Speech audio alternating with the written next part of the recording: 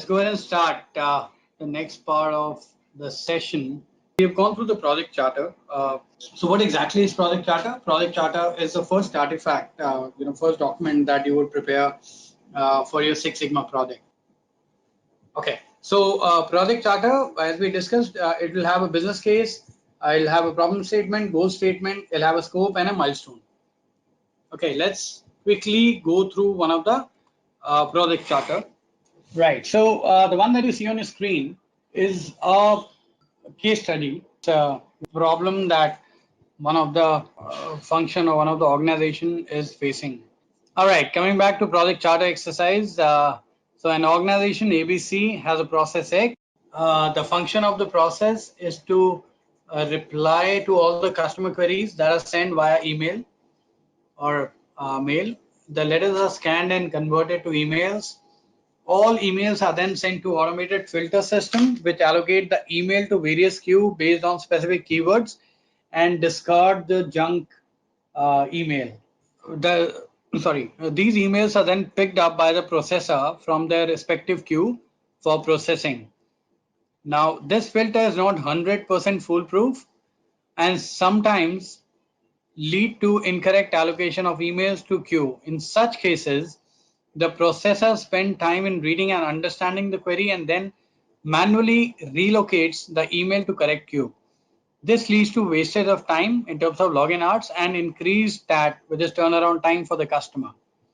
So we need to prepare a project charter, which will have a business case, problem, goal statement, scope, and project plan to address this. By project plan, I mean the milestones. So before we go ahead and discuss about the project charter, what do you think is the problem area? Remember, in Six Sigma project, we only undertake the problem area which is within our control. Right. So we don't want to get into the solution right now because we don't know what exactly is the problem. There's only the case study, right? So we would need to collect the data. We would need to see if what exactly, this 100% that we are saying, is it actually 100%? Is it less than that? Is it more than that? So all that would need to be done, right? So right now we're just, only thing that we're concerned about is to identify what exactly is the problem. If we want to initiate the project, what is the area that we would want to initiate the project on?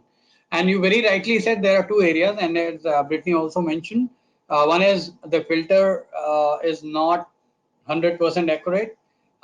Second is the reallocation of transaction. What is happening now? If you look at this particular case study, is that a lot of times the processor is actually doing the incorrect allocation of email to the queues. Processor, not doing incorrect, but processor reading, understanding the query, and then reallocating it to the correct queues.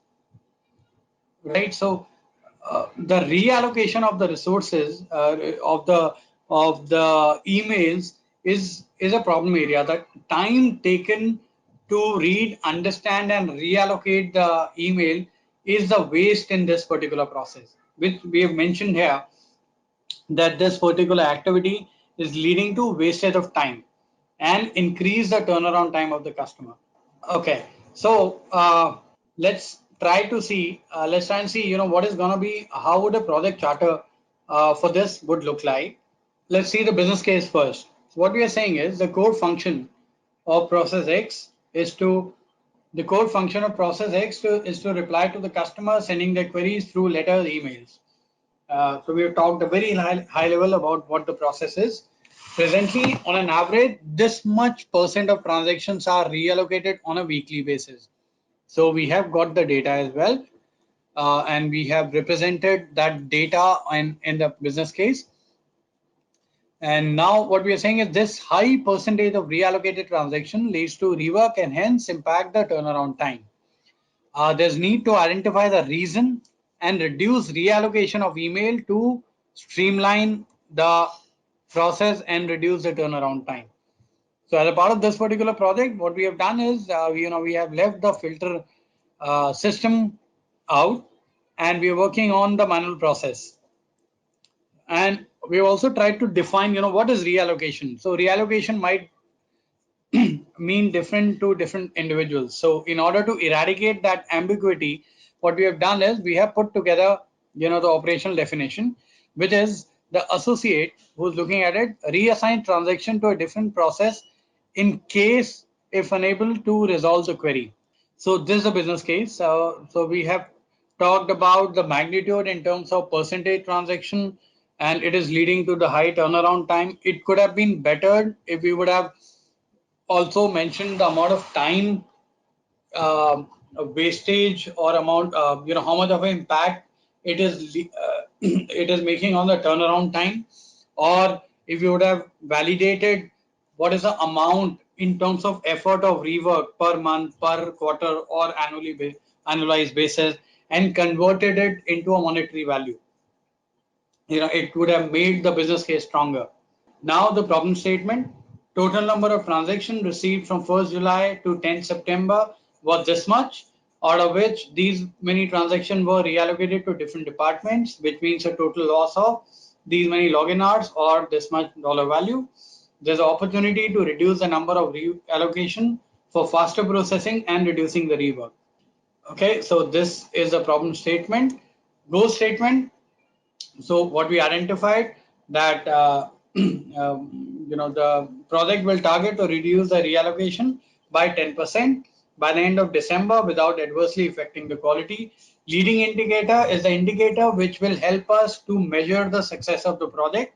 So we will calculate the reallocation percentage and we will compare the before and after the improvement. So if you notice here, what we have done is we have said any email or mails received from client A's customers to be processed by process team X and reallocated to any other queue. Any addition, any other customer apart from client A is out of scope. It is not within the scope. Out of scope, any email discarded by the system filter. So system filter is out of scope. We are not touching that area in this particular project. So we have clearly defined exactly, what is the area, what is the boundary of this particular improvement project is going to be. So let's do a quick exercise and let's go back to our respective work area. Now I'll move on to the next step. In the define phase, what we have done is we have put together, we have identified what is the project Y, what is the project CTQ and everything. And then in the project charter, we have defined, what exactly is the problem statement, what is the business case, all that. So we know exactly, what is the area that we are working on. Now the next step is to identify and take this project charter to the stakeholders for their approval. Now they would want to understand, what is the process that we are talking about. For that, we use something known as process map. So process map can be three types. It can be a very high level process map, it can be a bit detailed, and it can be a keystroke level. So keystroke levels are a very detailed process map wherein you even capture what is the key that you will press on your computer to do a particular step, right? So but in the define phase, the process map that we will use is called the Cyborg or Corpus. So Cyborg stands for supplier, input, process, output, and customer, and Corpus is Cyborg spelled backwards, which is customer, output, process, input, supplier. So let's talk about a bit about the process map. And before we actually go there, I just wanted to understand, have you ever had any exposure of mapping the process? Have you ever created any process maps? So I would suggest, if you want to get into process improvement area, or for that matter, in your respective processes in whatever you're doing, this is one of the greatest skill to possess, mapping the process. And I'll tell you from experience, 90% of the business consulting, the management consulting, or the big consultings gets completed using only this tool, which is called process mapping. Very, very simple, but very effective. So, what you see on the screen, and we'll go through a bit of process mapping here. We'll not do it in detail, but then if you want, we can, and if the time permits, we can go through some of the process maps and see how we can create some of the maps.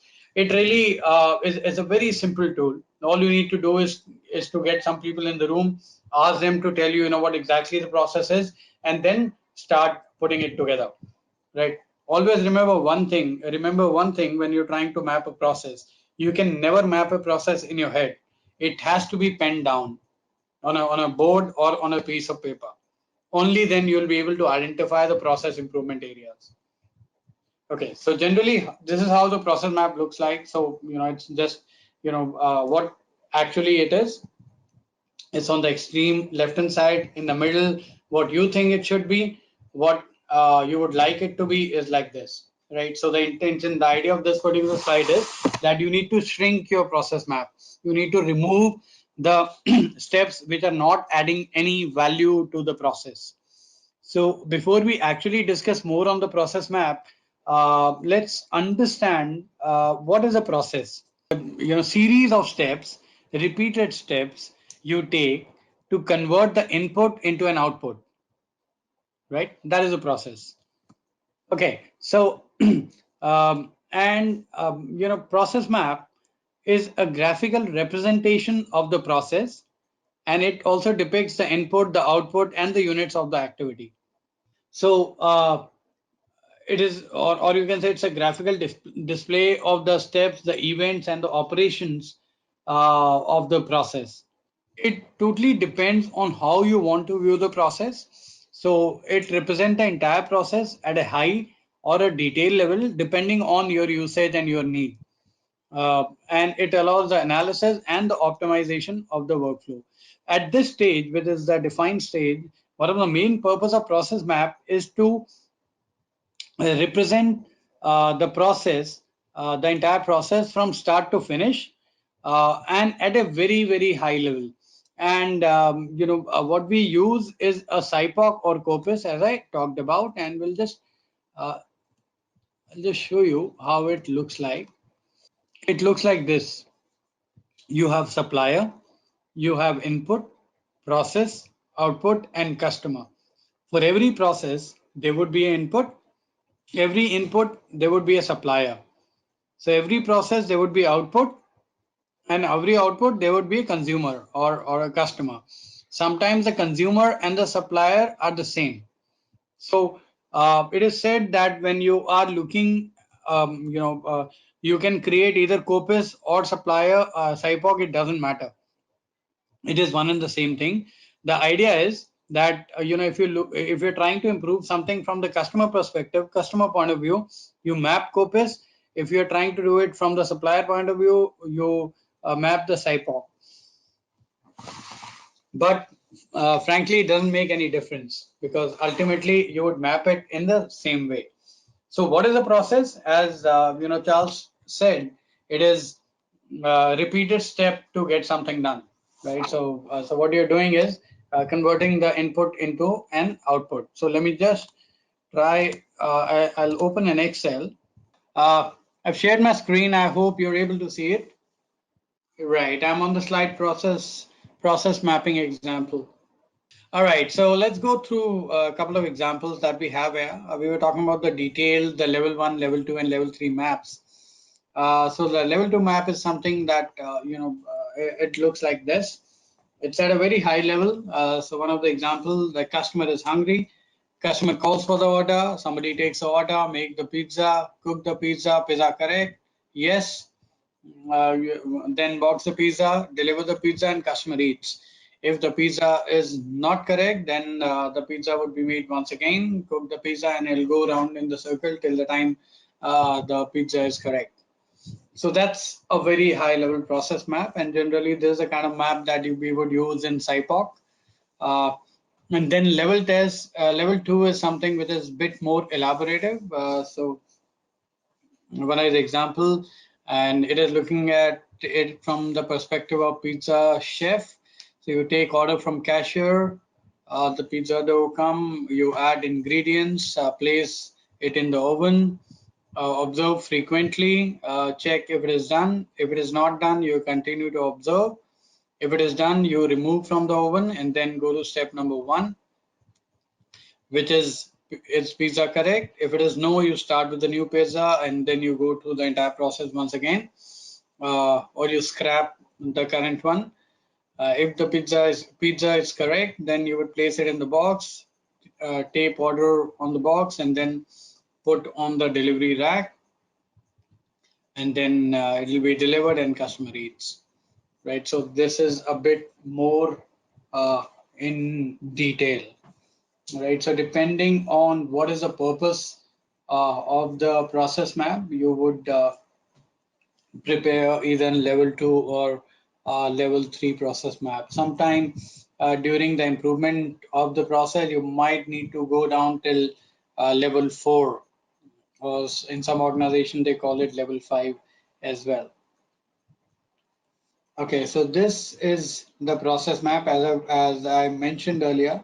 Um, it's a very important, very simple, easy to use, but very effective tool. I mean, there's you can improve any process, almost all the processes, only by using this tool, which is process mapping. Okay, so the Cyborg and Corpus, as we were talking about, these are the process diagram that would help the process owners and the project team to agree on the boundaries or the scope of the project. Um, and the acronym Cyborg stands for Supplier, Input, Process, Output, and the Customer. Generally, it is said that Corpus is used when you're focusing on the customer, but technically speaking, there's hardly any difference between Cyborg and Corpus. All right. Do you want to do a quick exercise? Do we map any of the um, uh, real-time Cyborg, or are you good with it and can we proceed further? So let's move ahead. So we have seen the process map, and also I'll go back a couple of slides to show you. These are the process mapping symbols that you can use when you're trying to map the process. If there is any step where you would want to depict the delay, this is the D kind of shape is what you would use. The diamond shape is something that you would use for a decision step. Uh, you can just go through these shapes and you'll be able to understand, self-explanatory. Uh, so I will move ahead and we mentioned that we will use quality functional deployment, and it is something that we use in the improve phase as well. But since we are at this particular slide, let's go ahead and quickly look at the QFD once. We'll look at it at a very high level right now, and then we will map the QFD when we get into the improve phase. So this is a QFD, or the quality functional deployment, as it is called, look like. It is also called House of Quality. This tool, as I was mentioning earlier, it's a very important, very effective tool as well. So you can use it in your real life. Set your goals for your career or any work that you're doing, uh, be it an improvement project, be it any other work. It can help you in a very structured manner. It can help you to identify what is it that you want and how do you satisfy the wants. So how it has been put together in the Six Sigma context, in the project improvement context, is that so it looks like the house. The upper portion here. It is called the correlation matrix. On the extreme left hand side is the quadrant of what is it that the customer want, what does the customer want, and then the second is the customer importance. So how important the customer, what is to the customer. For example, as a customer, I want a specific feature. Let's say I name the feature A. What is the importance of that feature to me, on scale of probably 1 to 5. And then this portion right here, which is depicted by 3, which is how do you satisfy the want. And then the portion here is a relationship matrix, wherein you would put together, you would give it a rating of how with respect to what. So you can give it a rating of strong, medium, or weak.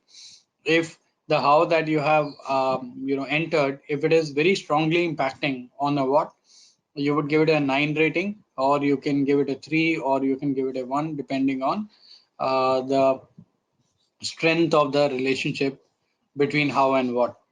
And then, the seventh is the completeness check. Here you would calculate the score and you would see if, you have catered to each and every what that has been listed down by the customer.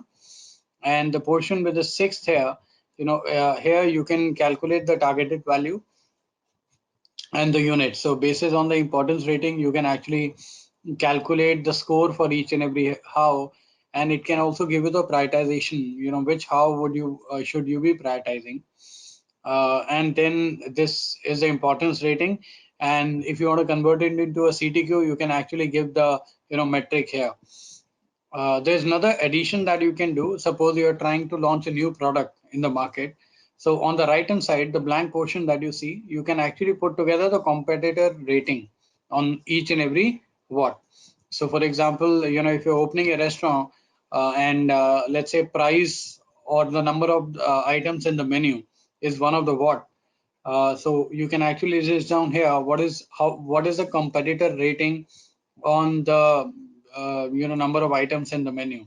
So if it is lower, you can put in 1. If it is medium, 3, or if it is greater than what you are offering, you can put it at 9. So you can compare how are competitors doing. And this is relationship matrix. So it can give you the negative relation, positive relation, or no relation. So for example, the cross here means there is no relation. So first how and the last how, this is the box. So it is crossed out. That means there is no relation between these two hows. Let's suppose one of the solution is to implement a new software, and another how is cost. So there would be inverse relation between the new software and the cost, because obviously new software would uh, call for money, right? So these are a few elements on the house of quality. Let's quickly see one of, yeah, this is one of the example of the house of quality. uh, so the scenario is they're trying to see the kilowatt rating, yeah, and the efficiency. So what they're doing, they're comparing the technical importance of each column, and it'll tell you the greatest, which how has the greatest impact on the customer satisfaction. So we'll quickly look at it, and then we'll prepare our own QFD by taking a real-time example. Uh, so QFD is maximum power output is what the customer need. How important this particular watt is. It is a rating of 3, and it is a very strong. First why is first how is how we will meet the maximum power output is by kilowatt rating. So it has a very strong relationship with the maximum power output. It also has a strong relationship, very strong relationship with efficiency as well. Similarly, the second one, with this total available running hours, it doesn't have any relationship with maximum power output, so nothing has been updated here. But it has a strong relationship on availability. It has a weak relationship on the long component life. Similarly, everything has been filled here. And if you see in the bottom here, a kilowatt rating, it has given, 63 is the rating that it has got. How it is compared, how it is calculated is how multiplied by kilowatt rating plus this how, which is efficiency importance rating, this watt multiplied by the kilowatt rating. So which is 9 9 multiplied by 3 plus 9 multiplied by 4, which comes to 63. So we know out of all these, 99, which is the component life cycle, this is the most important parameter. This should be prioritized, followed by kilowatt, then by hours per year, like that. Okay, so this is how a quality functional deployment is constructed. All right, great. So let's see. Let's try to prepare the quality function deployment, and just opening an Excel. So we call it QFD.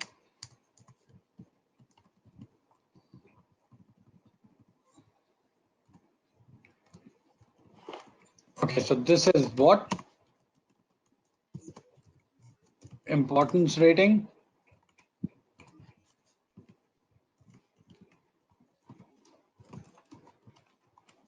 Okay, so let's take up a scenario.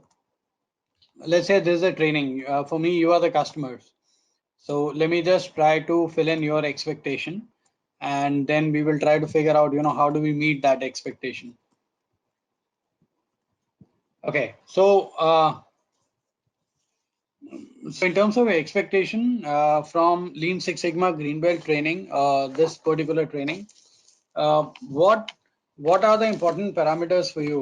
What do you think? So the couple of them that I noted down, which you told me in the beginning, one is the better understanding of Six Sigma. So let me say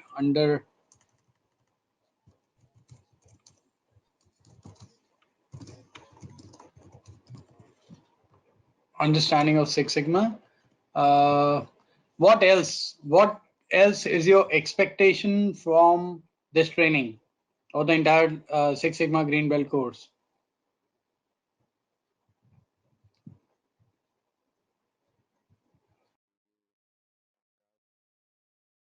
Apply to process. So application process. Okay.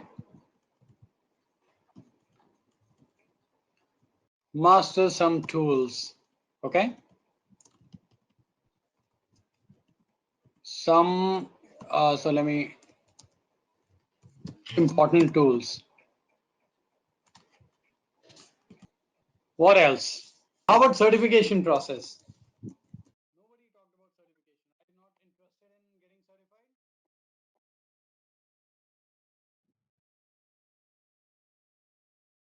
certified? Okay, so let me say understand certification process. So I'm proving the customer, so give me what they want. What else? Access to the tools, training materials, course. Okay. Okay, so for the in the interest of time, let's just stick the expectation to this much. Right, and let's see the importance rating. So in terms of understanding Six Sigma, we'll rate it from 1 to 5, 5 being highest, 1 being lowest in terms of importance of this particular what to you. Understanding Six Sigma, how important it is. So let me just change it to basic understanding. Importance of 5, right? Applicability, what should be the importance rating for this? Okay, master some important tools. Marilyn, how about you? How important is this? Well, if you don't master certain tools, I'm sure that plays along with not getting certified. So, if you have a basic understanding, maybe 5, like you should be able to master some important tools as well. Right. So, do you think it'll be 5, 4, 3? What should be the rating here? 4 or 5. Okay, let's give it a 4. Right. Understanding the certification process. So instead of understanding, let me say getting certified. Okay. So getting certified, how important is this? Is it 5, 3, 4, 2, 1? I think that one would probably depend on the customer. Absolutely. Individually. Okay. Right. So, okay. So let me ask all three of you one by one. Brittany, what is your rating on this? I would say a 4. 4. Okay. Charles, how about you? What's your rating on this? Getting certified on a scale of 1 to 5. 5 being most important? Maybe a 3 to a 4, because I mean, you need to. I mean, I'm sure you need it in order to say that you understand certain things, but I feel like the most important thing is understanding the material. But I guess one doesn't go without the other, so maybe a 4. A 4, okay. Marilyn, how about you? I would say a 4 as well. A 4 as well. Okay, so then we have a consensus. All right. Access to training material course. We'll just leave it out for now.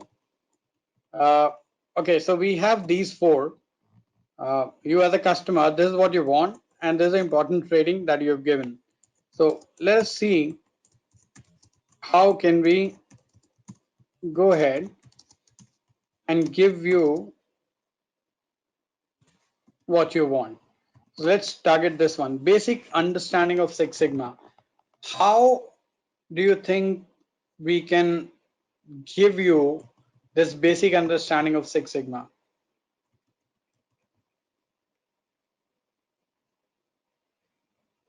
How can we meet this expectation? So I think one can be training hours, training for 3 days, right? That is one how. Clarifying doubts. Okay. What else? Access to training material. It will contribute to this, isn't it?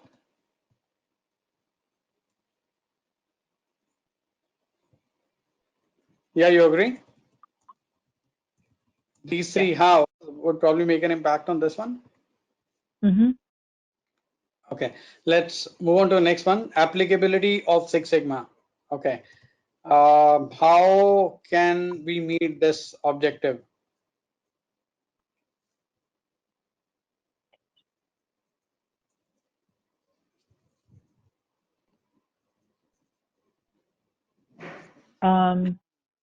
Through the case studies. Case studies. Walkthrough. I would say practice.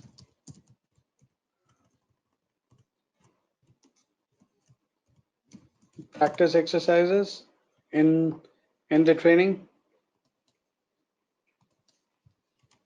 Practical exercises in the training. Yep. Master some important tools. I'm sorry. We're saying something.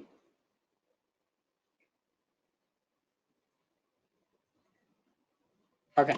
So master some important tools. I think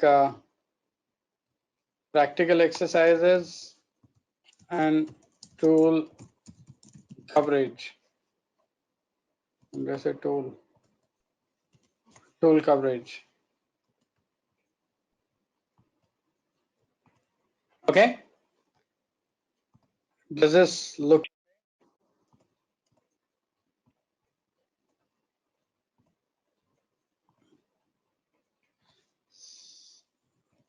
So let's remove getting certified right now.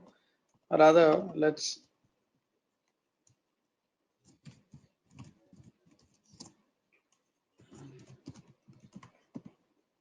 certification process walkthrough or an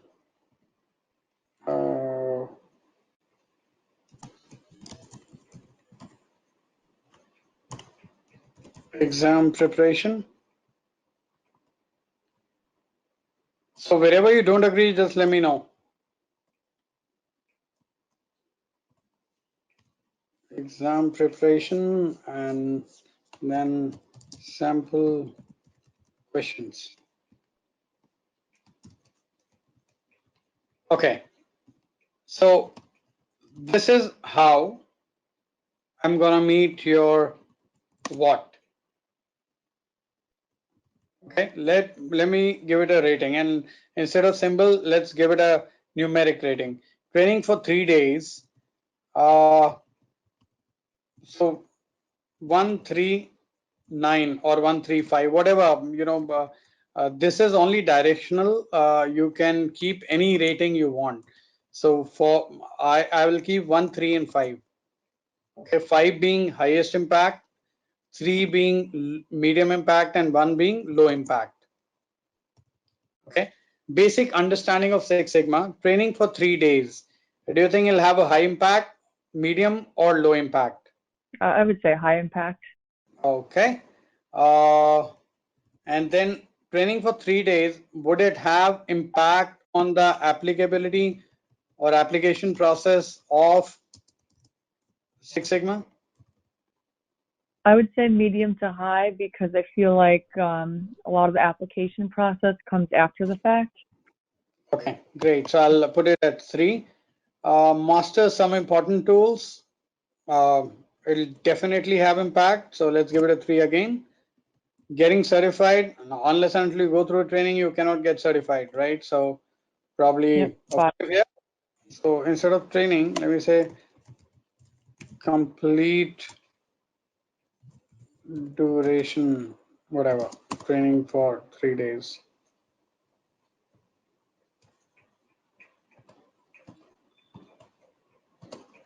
Okay.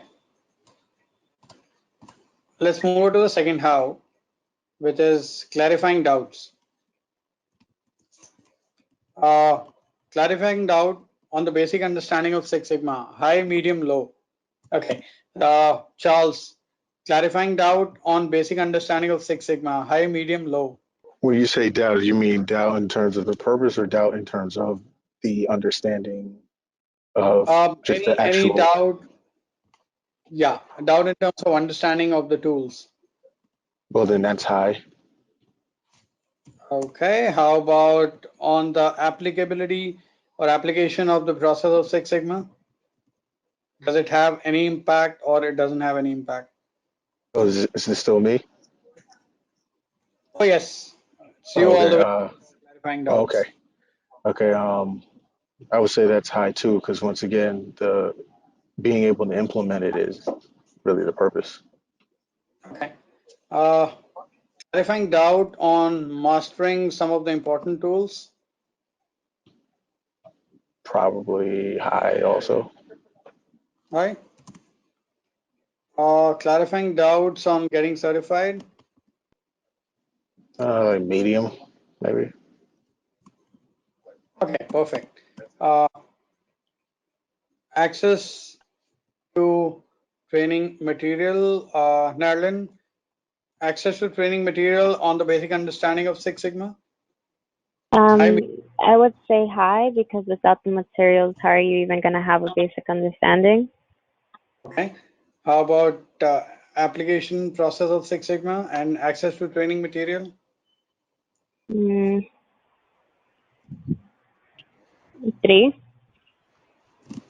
Okay. How about on the master some of the important tools? Mm, either medium to high. Like getting Do I certified. give it 3? Huh? This one, master some important tools. 3 is fine, or should I increase it to 5? You need the materials in order to master it. So, I guess 5. And Okay, then getting certified, you need the materials to review, probably. So high. 5. Okay. Case study walkthrough. So that's Brittany. So Case basic study. understanding of Six Sigma. 135. I would give that a 3. Okay. It helps. Application process of Six Sigma. I would give that a 5. Okay. How about case studies walkthrough and master some important tools? I would give that a 5 as well. Okay. Getting certified. And then that one I would give maybe a 3. Okay. Let's go to practical exercise. Charles, I'm back to you. Basic understanding of Six Sigma, practical exercises, low, medium, high.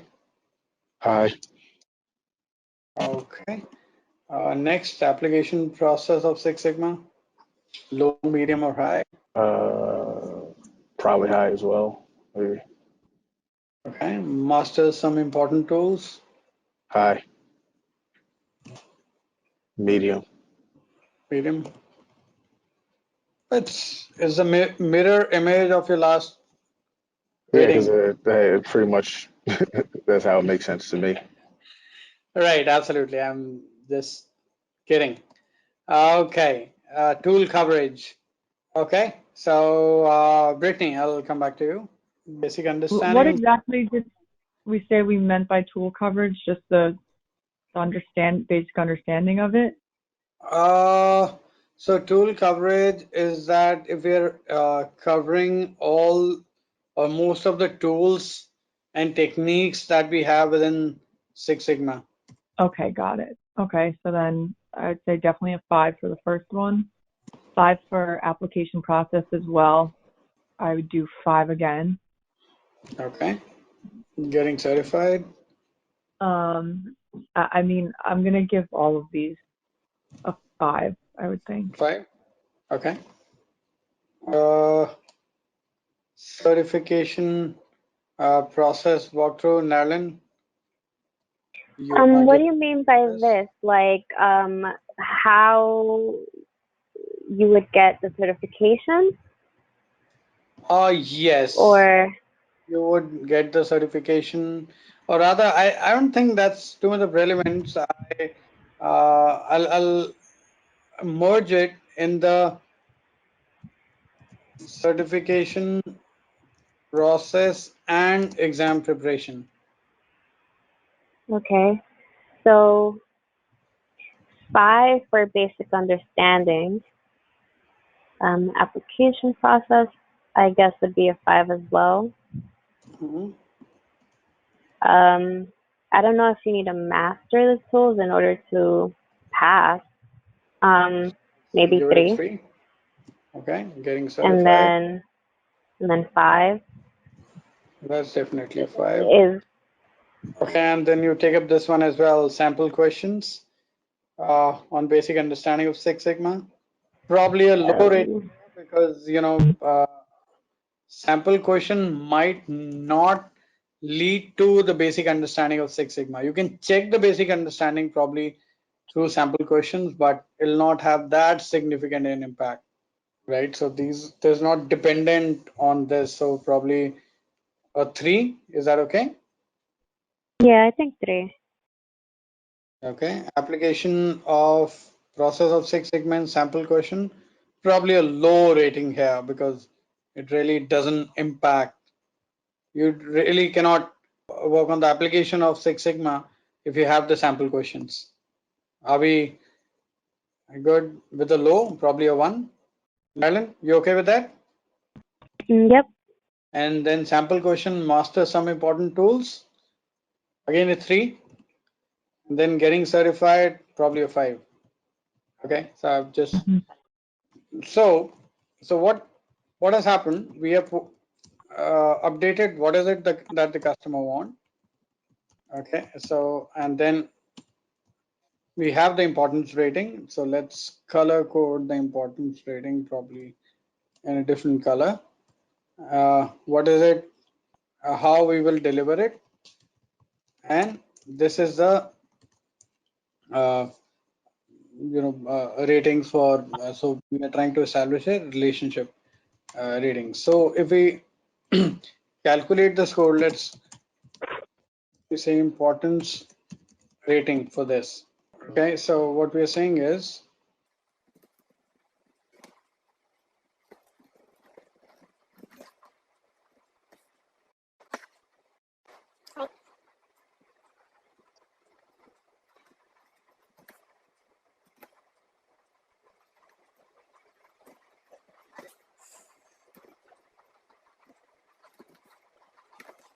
Okay, so what I've done is important rating with the individual score. So there's also a formula. Okay, so we got a score of 72 for the first one. For the second one, we have 82. So there we go.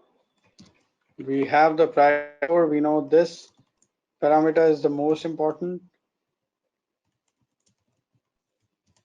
and then followed by, it's very close call, right? This is the least important. Let's see if all the watts has been catered to. So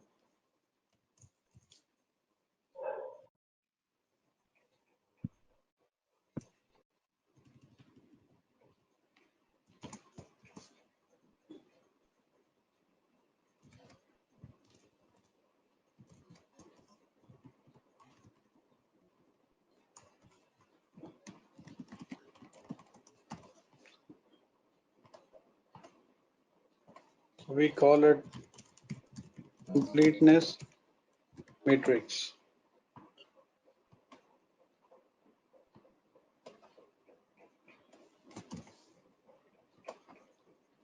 So if we look at it here, these two, which is master some important tools in getting certified, these are not getting too good scores, comparatively lesser than these ones. But then that is okay because the importance rating is also low for the customer. Okay. We have the priority. We know this is the most important. Our maximum effort should go here. Although there's not too much of difference, if we would have, had more solutions which are probably not this high an impact on what we would have got certain Ys which are very low in the priority ranking.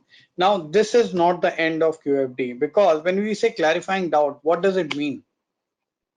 Right, complete duration training for 3 days, I still understand, right? So this is a metric, you can measure it. You would keep on drilling down till the time you get to the actionable how. So what can happen is there can be a level 2 QFD wherein all these hows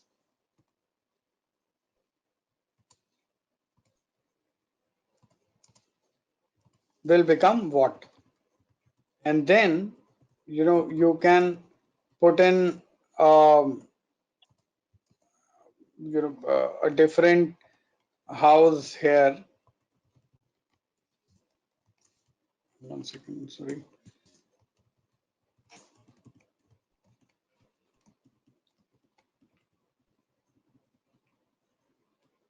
Okay, so all these how becomes what, and then we would do how 1, how 2, how 3, how 4, so on and so forth, till the time we get to a how which is exactly actionable. We know exactly what we need to do. So let's try to attempt this, and then just wanted to explain the concept. So complete duration of training for 3 days. How it really is implementable, and how do we ensure that this is done? Capture training attendance.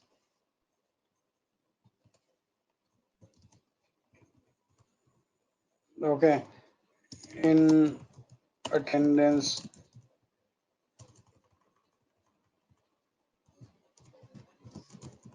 sheet probably.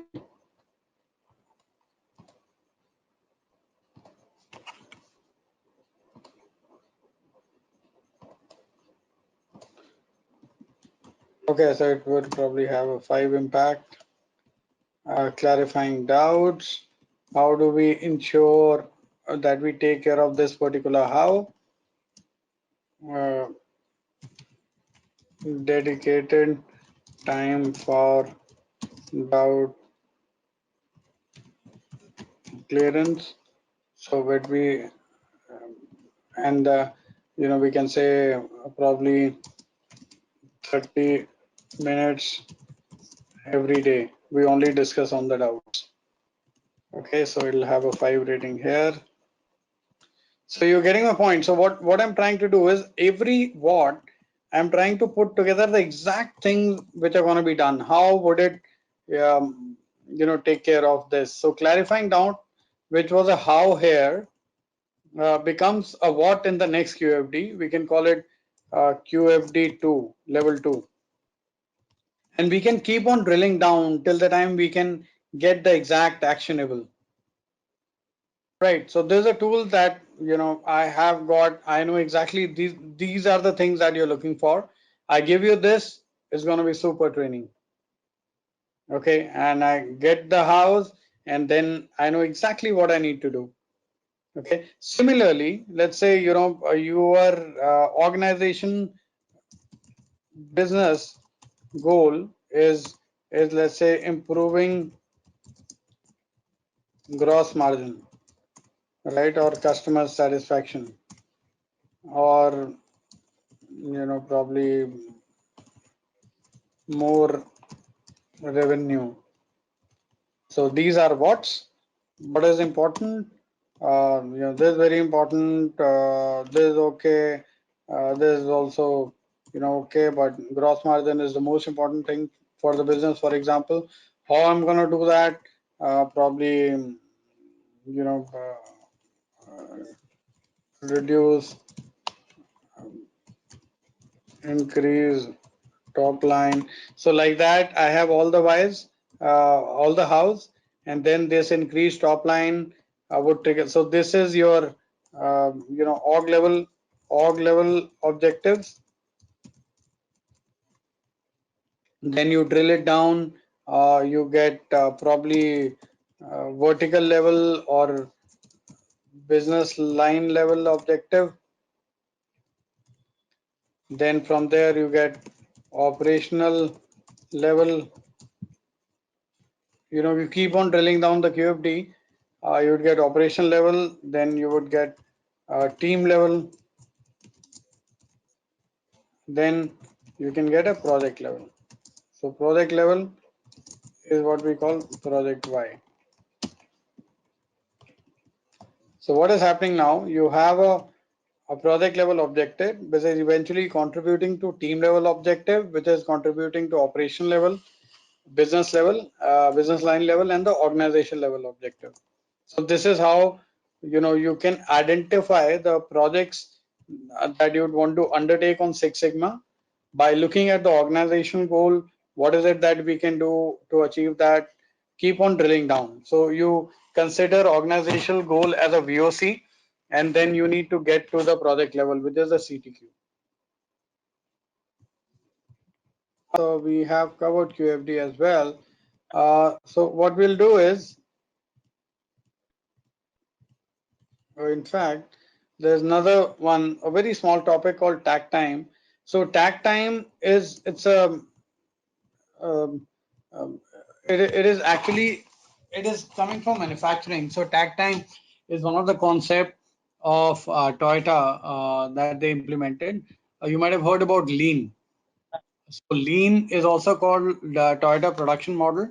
So what they did is when they implemented the concept of lean, so lean got originated in Toyota.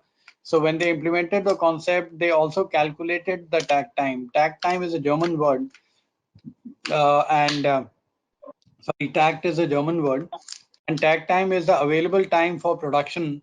What is the what should be your manufacturing rate? Is what they calculate. How they calculate is the available time for production divided by the customer demand rate. So it's a very simple formula.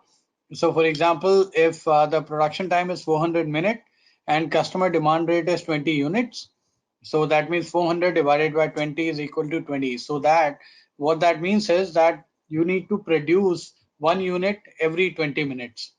So then you would not have any wait time anywhere. You would produce exactly the quantity that the customer requires, right? So that is a concept of takt time. A lot of organizations especially in manufacturing, have implemented the concept of takt time. Then you would have heard about cause and effect diagram. There's something that we'll again take up during the improve phase. We use cause and effect. Have you seen this cause and effect of fishbone or Ishikawa diagram? I'm sure you might have heard about it.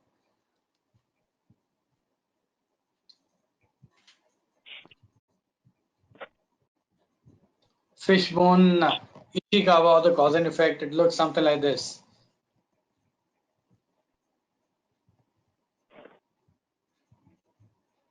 So again, it's a very simple tool, and it is generally so you have on the right hand side, extreme right hand side is a problem statement, or it can be a project Y, and on the left hand side it looks like a fish, and these are the fins of the fish.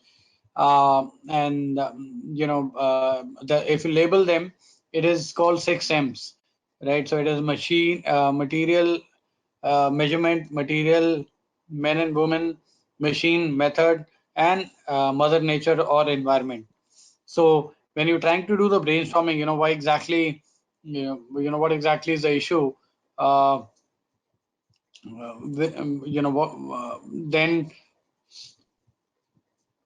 uh, it works exactly as same as affinity diagram, but then what happens is you brainstorm on, okay, what is related to people.